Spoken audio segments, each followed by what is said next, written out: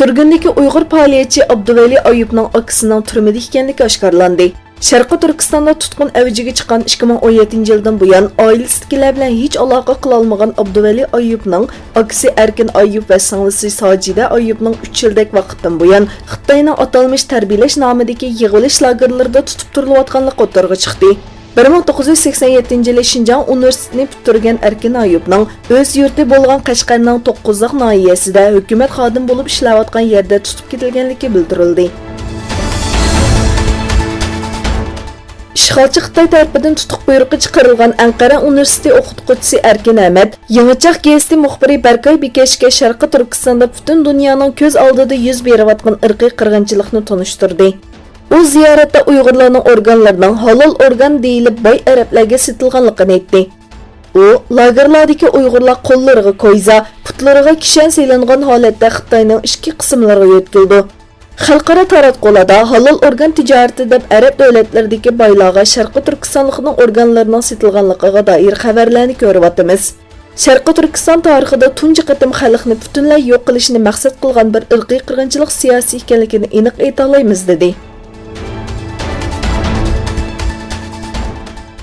Xitoy uchun josuslik qilganligini e'tirof qilgan Wang William Lichang Xitoyning chet eldagi mudohila harakatlarini qanday qilib borganligi haqida Avstraliya istixborot tashkilotiga uchur berdi va panohlik iltimos qildi.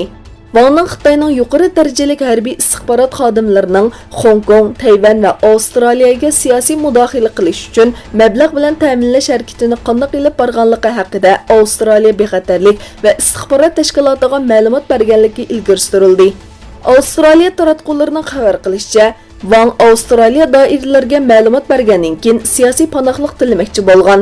Xitoy bilan Avstraliya orasida Xitoyning Janubiy Xitoy dengizidagi faoliyatlaridan keyin boshlangan bir-biriga qarshi bayonotlar sababli ikki davlat munosabatini uzundan buyon sovuq deb qaralib kelmoqda. Amerika Federatsiya Xabarlashma Komiteti bexatarlik tahdidi sababli ikki Xitoy shirkatining uskunalarini sotib olishga qarta davlat mablag'ini uzdi.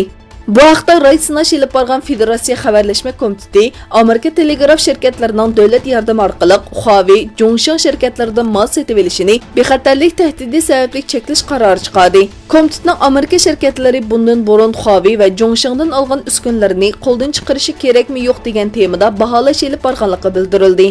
Zhongsheng shirkati bu haqda ifoda bildirmadi.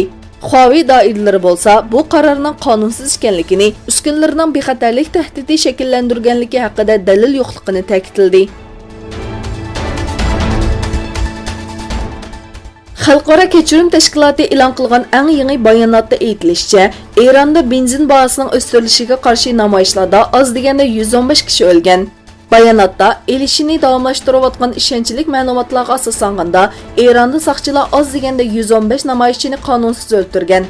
Amaliy sonning bundan yuqori ekanligiga ishonamiz va tekshirishni davomlashtiryapmiz.